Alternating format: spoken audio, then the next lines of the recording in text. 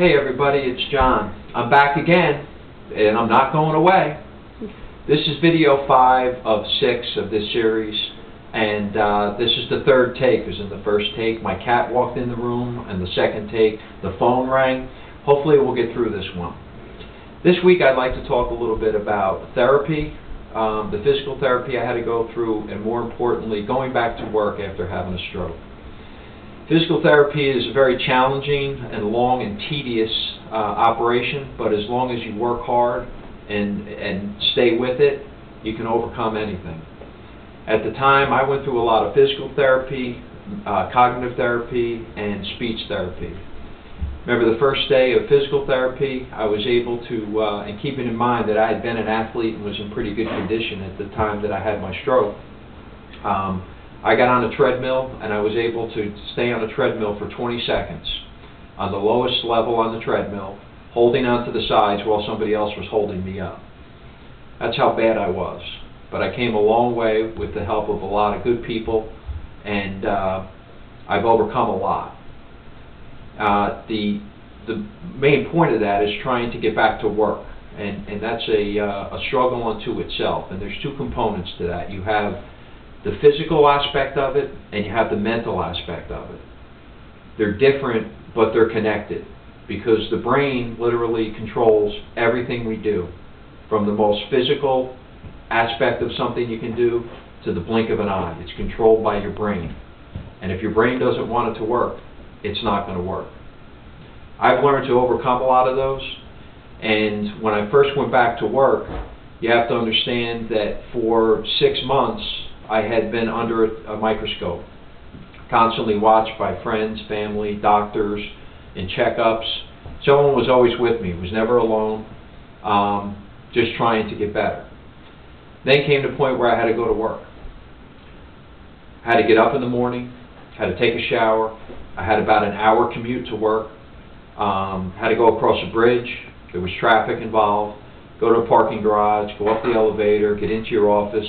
Man, I was wiped out by the time I got to work.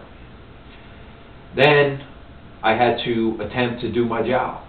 And you start getting into things, and that's when the mental aspect comes into it. Because the issues that I really deal with are my balance, long and short-term memory, and multitasking.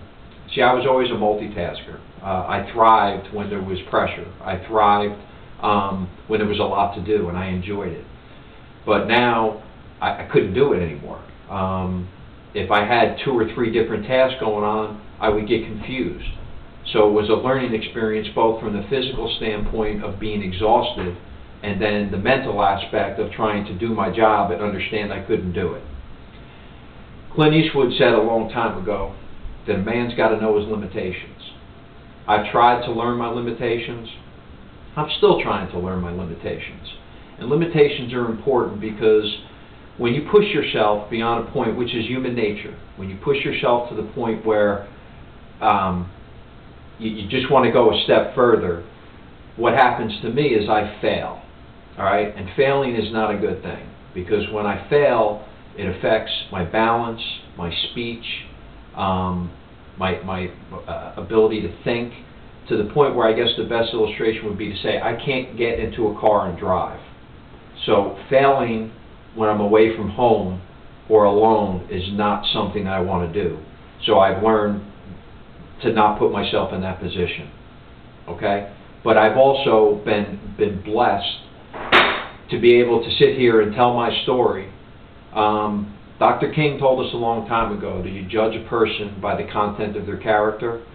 And I've been fortunate to meet a lot of people since this has happened to me that have suffered the same type of fate, that have a whole lot of character.